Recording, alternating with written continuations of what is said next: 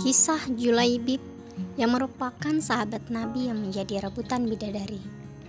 Dalam satu hadis, Nabi Shallallahu Alaihi Wasallam yang populer di kalangan umat Muslim, terutama bagi mereka para penuntut ilmu. Dari Abu Hurairah radhiyallahu anhu, ia berkata bahwa Rasulullah Shallallahu Alaihi Wasallam bersabda, "Sesungguhnya Allah tidak melihat pada bentuk rupa dan harta kalian, akan tetapi Allah hanyalah melihat pada hati dan amalan kalian." Hadis riwayat Muslim. Hadis ini sejalan dengan salah satu firman Allah dalam Al-Quran yang berarti, sesungguhnya orang paling mulia di sisi Allah adalah orang yang paling takwa di antara kamu. Quran Surah Al-Hujurat ayat 13. Satu kisah sahabat Nabi yang begitu menyentuh hati karena memilih jihad bersama Rasulullah daripada kenikmatan dunia. Allah pun menjadikannya syahid dan menjadi rebutan para bidadari. Namanya Julaibib radhiyallahu anhu. Begitulah ia dipanggil. Namanya menunjukkan kalau ciri fisiknya yang kerdil dan pendek. Nama Julaibib merupakan nama yang tak biasa dan tidak lengkap. Nama ini bukan ia sendiri yang menghendaki, bukan pula orang tuanya. Julaibib hadir ke dunia tanpa mengetahui siapa ayah dan ibunya. Demikian pula, orang-orang semua tidak tahu atau tidak mau tahu tentang nasab Julaibib. Bagi masyarakat Yastrib atau Madinah, tidak bernasab dan tidak bersuku merupakan aib yang sangat besar. Tampilan fisik dan keseharian Julaibib yang lusuh menjadi alasan orang lain tidak mau dekat-dekat dengannya. Wajahnya terkesan sangar, pendek, bungkuk, hitam, dan fakir. Kainnya usang, pakaiannya lusuh, kakinya pecah-pecah tidak beralas. Tidak ada rumah untuk berteduh. Tidur hanya berbantalkan tangan, berkasurkan pasir dan kerikil. Tidak ada perabotan, minum hanya dari kolam umum yang diambil dari telapak tangan. Abu Barzah, pemimpin Bani Aslam, sampai-sampai berkata tentang Julaibib, "Jangan pernah biarkan Julaibib masuk di antara kalian. Demi Allah, jika dia berani begitu, aku akan melakukan hal yang mengerikan padanya." Demikianlah keadaan Julaibib di kala itu. Namun Allah berkehendak menurunkan rahmat-Nya. Tidak satu makhluk pun bisa menghalangi Julaibib menerima hidayah, dan dia berada di barisan terdepan dalam sholat maupun jihad. Meski hampir semua orang tetap memperlakukannya seolah ia tiada, namun tidak demikian dengan Rasulullah, sang rahmat bagi alam semesta. Julaibib yang tinggal di Sufah, Masjid Nabawi, suatu hari ditegur oleh Rasulullah. "Julaibib," begitu lembut beliau memanggilnya, "tidakkah engkau menikah?" "Siapakah orang yang mau menikahkan putrinya dengan diriku, ya Rasulullah?" kata Julaibib tersenyum. Tidak ada kesan menyesali diri atau menyalahkan takdir Allah pada kata-kata maupun air mukanya. Rasulullah juga tersenyum. Mungkin memang tidak ada orang tua yang berkenan pada Julaibib. Namun hari berikutnya, ketika bertemu dengan Julaibib, Rasulullah kembali menanyakan hal sama. "Julaibib, tidakkah engkau nikah?" Dan Julaibib menjawab dengan jawaban yang sama, "Begitu." Tidak. 3 kali 3 hari berturut-turut, dan pada hari ketiga itulah Rasulullah memegang lengan Julaibib dan membawanya ke salah satu rumah pemimpin Ansar. "Aku ingin menikahkan putri kalian," kata Rasulullah pada si pemilik rumah. "Betapa indahnya dan betapa berkahnya."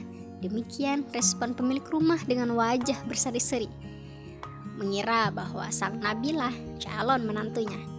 "Oh ya Rasulullah, ini sungguh akan menjadi cahaya yang menyingkirkan temaram di rumah kami." Kata Rasulullah, "Tetapi bukan untukku.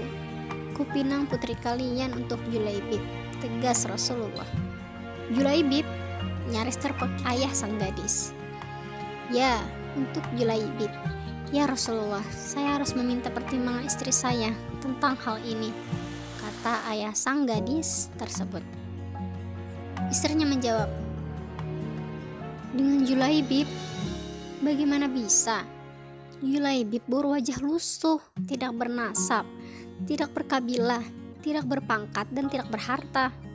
Demi Allah tidak akan pernah putri kita menikah dengan Julaibib." Perdebatan itu tidak berlangsung lama. Dari balik tirai, sang putri berujar, "Siapa yang meminta?" Sang ayah dan sang ibunya pun menjelaskan, "Apakah kalian hendak menolak permintaan Rasulullah? Demi Allah, kirim aku padanya.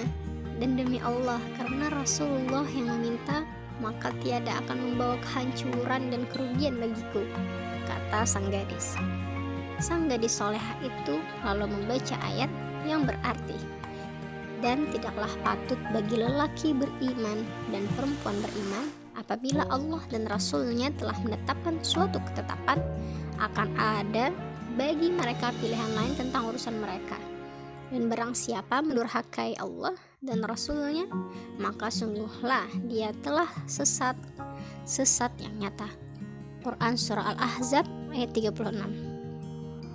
Dan sang Nabi dengan tertunduk berdoa untuk sang gadis solehah itu, "Ya Allah, limpahkanlah kebaikan atasnya dalam kelimpahan yang penuh berkah. Jangan kau jadikan hidupnya payah dan bermasalah." Demikian doa indah Rasulullah. Maka benarlah doa Nabi SAW. Tak lama kemudian Allah karuniakan jalan keluar baginya. Kebersamaan di dunia ternyata ditakdirkan terlalu lama. Meski di dunia sang istri solehah dan bertakwa, tapi bidadari telah terlampau lama merindukannya di surga. Julaibib lebih pantas menghuni surga daripada dunia yang tidak bersahabat padanya. Saat syahid di medan perang, Rasulullah begitu kehilangan. Pada akhir pertempuran, Nabi SAW bertanya, "Apakah kalian kehilangan seseorang?" "Tidak ya Rasulullah," serempak sahabat menjawab, "Sepertinya Julaibib memang tidak berarti di kalangan mereka." Nabi bertanya lagi. Kali ini wajahnya merah bersemu. "Tidak ya Rasulullah." Kali ini sebagian menjawab dengan was-was. Beberapa orang menengok ke kanan dan ke kiri. Rasulullah menghela nafasnya. "Tetapi aku kehilangan Julaibib," kata beliau. Para sahabat tersadar. "Carilah Julaibib." Maka Julaibib yang mulia pun ditemukan. Ia terbunuh dengan luka-luka di sekujur tubuh dan wajahnya. Di sekitar jasadnya ada 7 jasad musuh telah ia bunuh. Rasulullah dengan tangannya sendiri mengkafani Julaibib.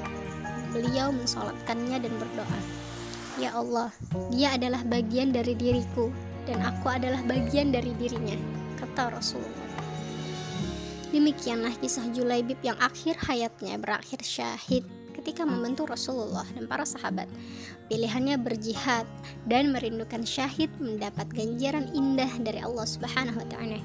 Rupa memang tidak seelok para bangsawan, harta tak sebanyak yang dimiliki para raja.